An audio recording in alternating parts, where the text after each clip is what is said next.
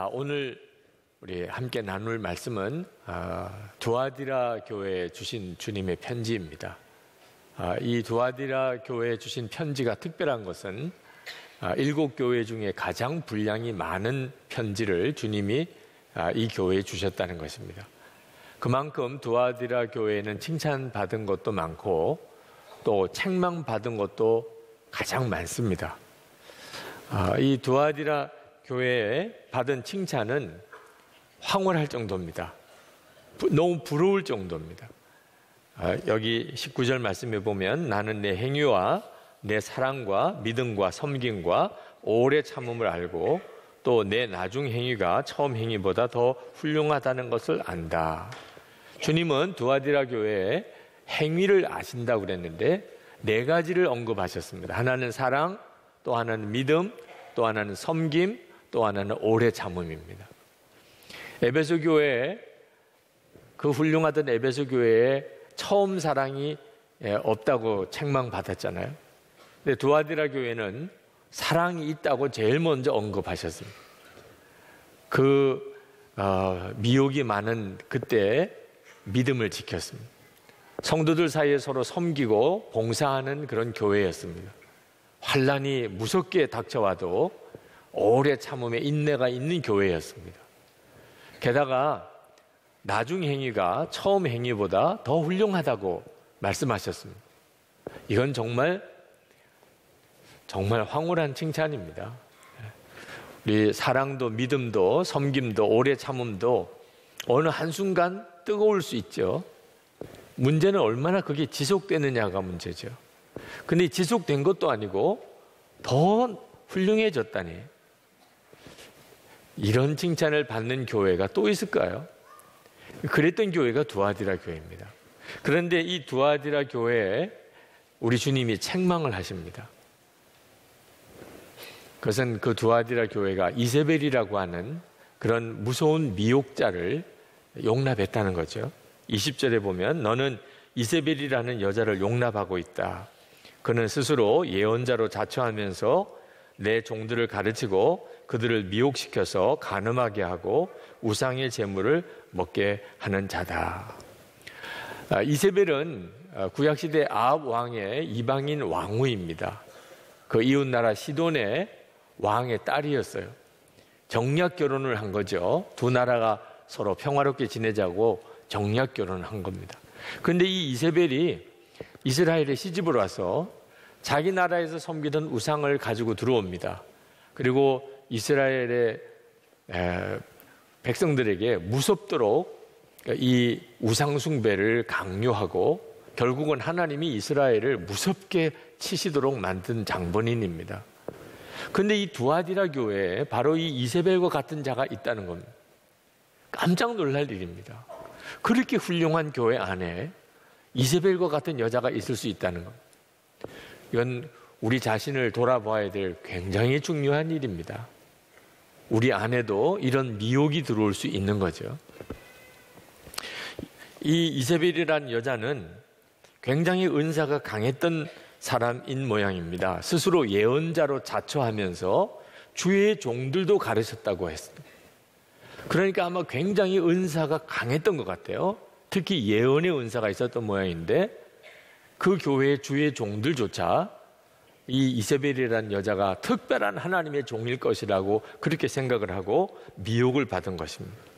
사람들은 특별한 은사를 가진 사람, 어떤 능력을 행하는 사람을 보면 그 사람의 믿음도 좋을 것이라는 착각을 갖습니다. 큰 교회는 좋은 교회일 거야. 한때 한국 교회가 그 함정에 빠졌던 적이 있습니다. 우리 교회도 외형으로 보면 큰 교회입니다. 큰 교회가 좋은 교회인가요? 그렇지 않다는 것을 우리는 이미 다 보고 있는 때에 있습니다. 여러분, 은사나 능력이나 어떤 규모가 큰 것이 믿음이 좋은 것과 꼭 일치하지 않다는 사실을 명심해야 합니다. 힘이 센 종, 그런 종이 있을 수 있죠. 여러 종이 있는데 유난히 힘이 센 종, 힘이 세다고 주인이 특별히 그를 사랑하고 주인과 마음이 합한 종일 그건 아니잖아요. 네. 노래를 잘하는 은사가 있을 수 있어요. 찬양을 잘한다고 그 사람이 믿음이 꼭 좋다는 것을 단정할 수는 없잖아요. 주님은 마태복음 7장 22절 23절에서 주의 이름으로 선지자 노릇하며 주의 이름으로 귀신을 쫓아내며 주의 이름으로 많은 권능을 행하였던 이들에게 내가 너희를 도무지 알지 못한다 하리라, 그렇게 말씀하셨습니다.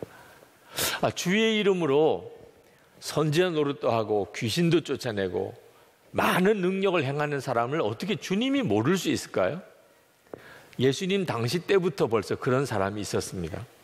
마가복음 9장 38절에 보면 요한이 예수님에게 나와서 어떤 사람 이야기를 합니다. 선생님, 우리를 따르지 않는 어떤 자가 주의 이름으로 귀신을 내쫓는 것을 우리가 보고 우리를 따르지 아니함으로 금하였나이다. 예수님이 도무지 알지 못하는 어떤 사람이 예수님의 이름으로 귀신 쫓아내는 것을 보았다는 거예요. 예수님 당시 때 벌써 그랬던 걸 여러분이 잘 기억해야 합니다. 그러므로 주의 이름으로 큰 능력과 기사를 행한다고 다 주의 종이 아닐 수 있다는 겁니다. 오히려 예수님은 아주 조심하라고 경고하고 계세요.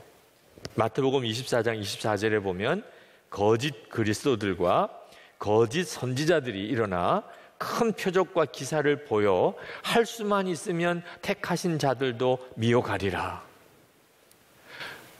표적과 기사를 통해서 마귀가 믿는 성도도 미혹할 때가 올 거라고 주님은 말씀하셨어요.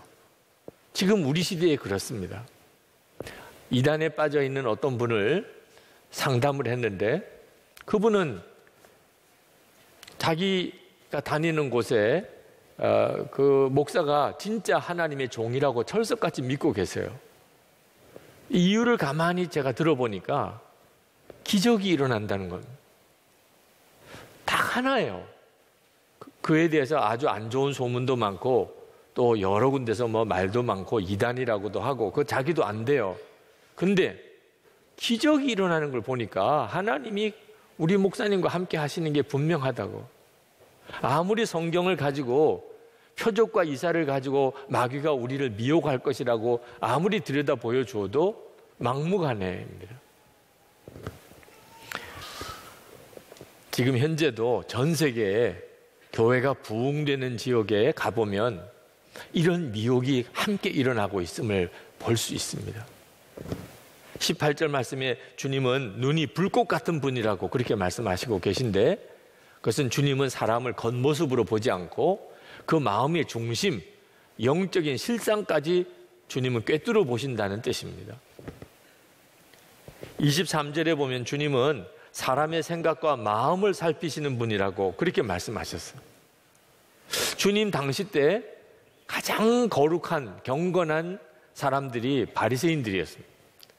근데 예수님은 그 바리새인들을 향하여 독사의 자식이라 회칠한 무덤이라고 그렇게 책망하셨습니다. 이유가 뭐지요? 겉으로는 그렇게 경건하고 하나님을 사랑하는 것 같은데 그 속마음이 전혀 하나님 사랑하는 게 없다는 것입니다.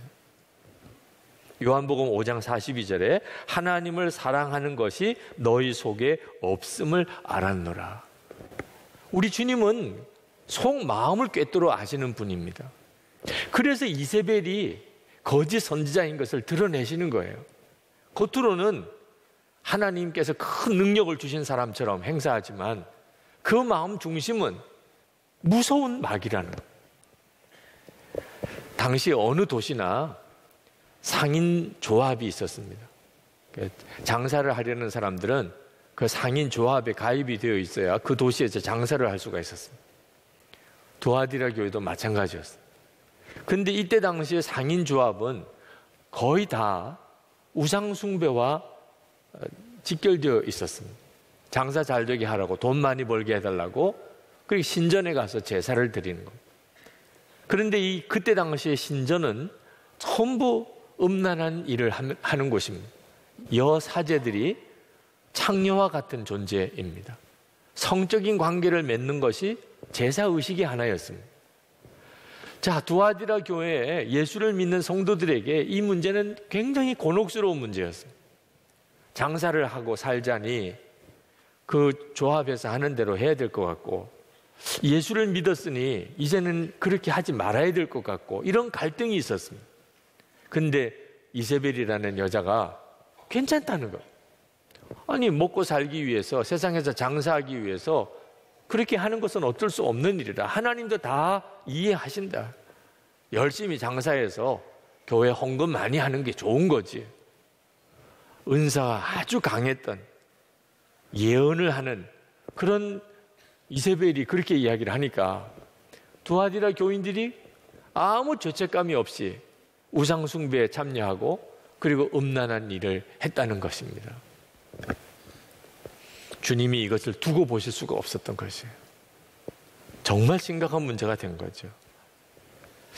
부끄러운 고백이지만 저도 한때 하나님으로부터 큰 능력을 받았으면 좋겠다, 그런 생각을 했던 적이 있습니다. 정말 병든 자를 고치고 죽은 자도 다시 살려내는 이런 기적을 내가 행할 수 있으면 사람들이 얼마나 많이 모이겠어요. 그러면 금방 큰 교회 목사가 되지 않겠어요? 이런 철없는 생각을 했던 적이 있었어요. 그게 얼마나 무서운 건지 몰랐기 때문입니다. 감당할 준비가 안 된 상태에서 능력과 은사를 받으면 그러면 반드시 타락하게 됩니다. 예수님의 이름으로 기사를 행하고 선지자 노릇도 하고 귀신도 쫓아내고 그러던 사람들에게 주님은 불법을 행하는 자들아 내게서 떠나가라 하리라, 그렇게 말씀하셨어요. 아니, 주의 이름으로 그런 큰 기사와 이적을 행하는 자들이 왜 불법을 행합니까? 능력이 있는 사람들이 불법을 행하기가 훨씬 쉽습니다. 사람들은 다 자기를 존중해요. 거의 하나님처럼 섬겨요. 그러면 서서히 사람이 교만에 빠지고 그리고 죄 짓는 것을 아무렇지도 않게 생각합니다. 그렇다가 무섭게 타락하는 거예요. 능력이 생기고 그리고 사역이 커지고 성공하면 그러면 반드시 유혹이 오는데 준비되지 않은 사람은 그 유혹을 감당할 수가 없게 되는 것입니다. 여러분, 우리가 성령의 은사에 대해서 그 자체를 부정하거나 또는 그것을 경원하면 안 됩니다. 성령의 은사는 하나님이 우리에게 주신 축복의 선물입니다. 교회가 생기가 있게 만드는 역사가 있습니다.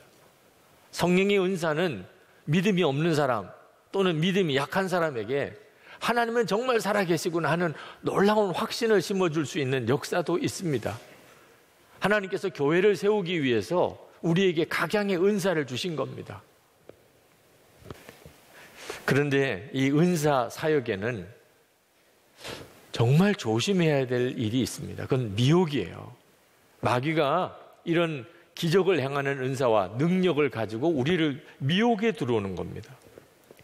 능력을 행하는 은사는 전도 현장에서 핍박당하는 곳에서 거기서 능력을 행하는 은사가 나타나는 것은 정말 필요하죠. 근데 이런 은사를 행할 때는 반드시 순교의 영성도 같이 가지고 있어야 됩니다. 실제로 초대교회 때 하나님의 권능이 사도들을 통하여 놀랍게 나타났습니다. 심지어 죽은 자도 살아났습니다. 그 사도의 손수건만 닿아도 병자가 고침을 받았습니다. 그런데 그들은 다 순교했습니다. 그 시대가 그렇게 무서운 시대였습니다.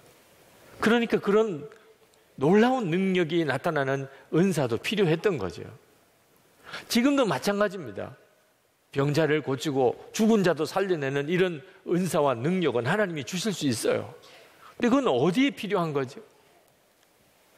하나님을 다 부정하는 사람들 앞에서, 심지어 예수 믿으면 죽인다고 하는 그런 곳에서 그 능력을 그리고 그 은사를 행하는 것은 그건 정말 보기 좋은 일이고 하나님께서 정말 기뻐 받으실 일이죠.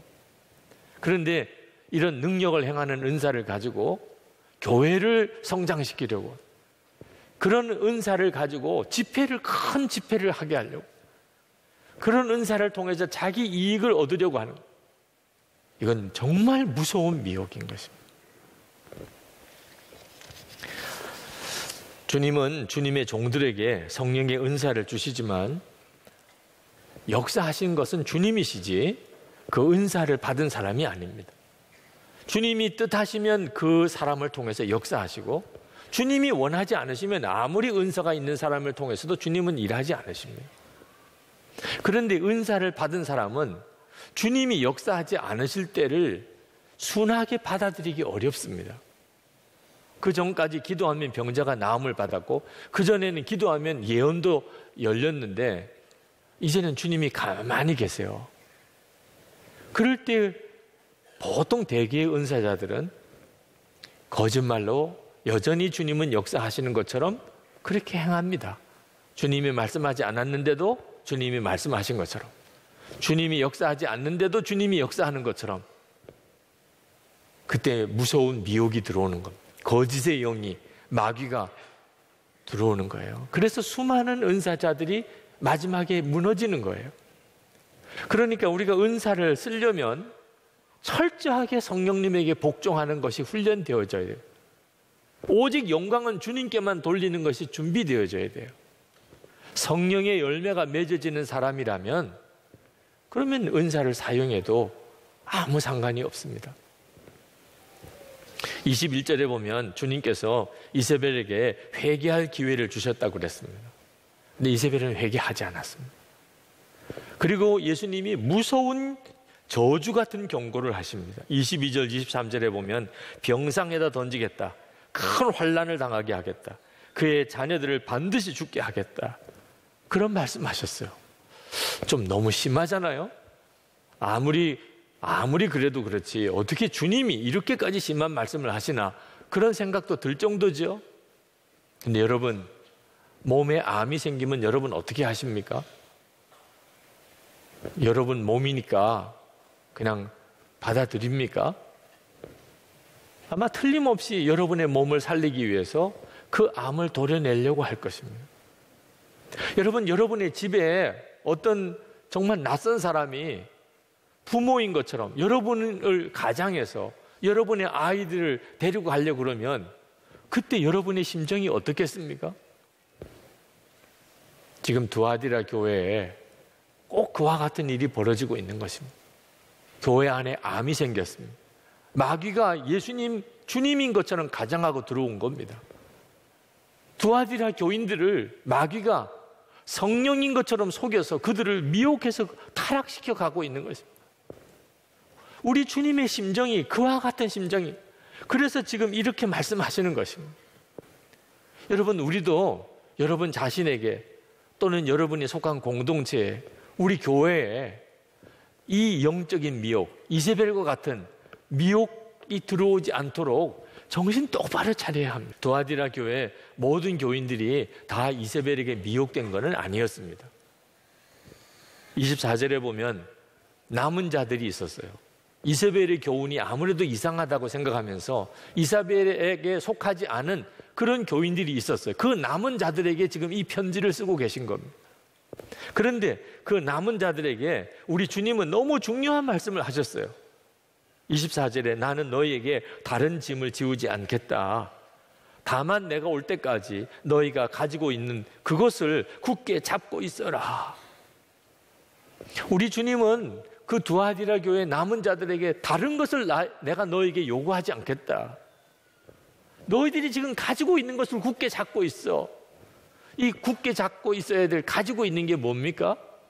사랑과 믿음과 섬김과 오래 참음이에요. 나중 행위가 이전 행위보다 더 훌륭한 그것이에요. 그게 능력과 어떤 은사보다 훨씬 더 귀하다는, 성령의 충만함이 없이는 있을 수가 없는 일이에요. 안타깝게도 많은 사람들이 기적을 행하는 어떤 역사, 그런 어떤 은사, 그런 능력을 사랑과 믿음과 섬김과 오래 참음보다 훨씬 더 큰 거라고 생각합니다. 완전히 반대로 말씀하고 계시는 거예요. 무엇이 더 큽니까? 사랑과 섬김과 믿음과 오래 참음입니다. 어떤 사람은 꿈속에서 주님을 만났다고 그런 간증을 하고, 어떤 사람은 환상 중에 주님을 만났다고 간증하고, 어떤 사람은 길 가다가 그 눈 쌓인 그 들판에서 거기서 예수님의 모습을 보았다고 사진을 찍어서 올린 사람도 있었습니다. 근데 여러분, 아직까지 여러분이 나는 주님을 그렇게 만나거나 또 주님을 보았던 그런 경험이 없다고 해서 실망하지 마시기 바랍니다. 27절, 28절에 보면 주님은 사랑과 믿음과 섬김과 오래 참음을 가진 그 성도들에게 온 민족이 심판을 받을 때 민족을 다스릴 권세를 주시겠다고 하시고, 그리고 샛별을 주시겠다고 약속하셨어요. 여기 샛별은 예수 그리스도를 말씀합니다. 그러니까 우리 모든 성도들이 받은 가장 큰 축복이 예수 그리스도이심을 말씀하고 있는 거예요. 우리는 예수님을 마음에 모시고 있는 사람입니다. 예수님이 우리 마음에 계신데 꿈속에서 본 게 뭘 그렇게 대단하며 환상 중에 본 게 뭐가 그렇게 대단합니까? 주님이 지금 내 마음에 계신데. 엘리야가 이세벨 때문에 낙심을 했습니다. 그때 하나님이 그 엘리야를 붙잡고 산으로 데려갑니다. 산 앞에 세우세요. 그때 그 산에 큰 강한 바람이 붑니다. 바위가 막 쪼개지는, 그곳에 하나님 계시지 않았어요. 그 다음에 지진이 일어납니다. 그때도 하나님은 계시지 않았어요. 그때 불이 일어납니다. 그 불 속에서도 하나님은 계시지 않았어요. 그리고 그 뒤에 세미한 소리가 들립니다. 그 세미한 소리로 하나님이 엘리야에게 오십니다. 하나님이 엘리야에게 말씀하시는 거예요. 크고 놀라운 어떤 기적과 같은 역사, 그런 능력을 통해서 하나님을 알려고 하지 말고 세미한 음성을 통해서 함께 하시는 주님을 알라는 거죠. 평소에 힘이 하나도 없고 낙도 없고 무기력하고 감동도 없고 그렇게 지내다가 어느 날 병자가 고침을 받고 죽은 자가 살아나는 어떤 기적을 이렇게 보면 그때 호들갑을 떠는 분들이 있어요. 하나님 진짜 살아계시다. 하나님이 지금 우리와 같이 계시다고. 그럼 평소에는 안 계셨습니까? 하나님은 평소에는 죽었던 분입니까? 늘 같이 계셨던 그 주님인데도 마치 무슨 기적이 일어나면 그제서야 하나님을 본 것처럼, 하나님을 믿는 것처럼 그렇게 호들갑을 떠는 사람이 있습니다. 우리에게 있어서 진짜 중요한 것은 지금 나와 함께 계시는 주님에 대해서 눈이 뜨이는 거예요. 예수님을 주님이라고 불러진다면, 하나님을 아버지라고 이렇게 고백이 된다면 주님은 지금 우리 안에 계신 거. 제가 하나님 앞에 성령의 강한 능력을 간절히 구할 때가 있었습니다. 하나님은 좀처럼 응답해 주지 않고 마음은 답답했습니다. 그런데 기도하다가 갑자기 제 마음에 이미 성령의 능력이 아니고 성령님 그분이 제 마음에 계신데 왜 성령님에 대해서는 찬송하고 감사하지 않고 성령의 능력을 너는 그렇게 구하냐? 생각해 보니까는 내가 너무 바보같이 하고 있더라고요. 그래서 제가 기도를 바꿨어요. 이미 내 안에 오신 성령님입니다. 성령님을 찬양합니다. 성령님 너무 감사합니다. 저는 성령님을 사모합니다. 그러니까 마음이 막 뜨거워져요. 이미 성령님은 내 안에 계세요. 성령님의 능력을 구할 때는 그렇게 마음이 답답하더니 성령님을 찬양하고 감사할 때는 가슴이 뜨거워져요. 그러니까 기도가 더 깊어져요. 그러다가 다시 방언이 터지고 하나님께서 놀라운 평안과 확신을 제 마음속에 부어주시는 체험을 했어요. 성령의 충만함을 이렇게 받는 거구나. 능력을 주세요. 능력을 주세요. 체험을 주세요. 그게 아니고 이미 내 안에 계신 주님을 찬양하고 감사하고 그렇게 나아가면 그러면 그 은사와 능력은 선물로 뒤따라오는 것입니다. 이제 우리 기도하실까요? 여러분, 하나님의 살아계심을 정말 체험하고 살기를 원하십니까? 이미 여러분 안에 주님이 오셨음을 믿으시기 바랍니다. 교회 안에 또 여러분의 심령 안에 미혹을 통해서 교묘하게 들어오려고 하는 영적인 악한 괴계를 여러분이 절대 작게 여기시면 안 됩니다.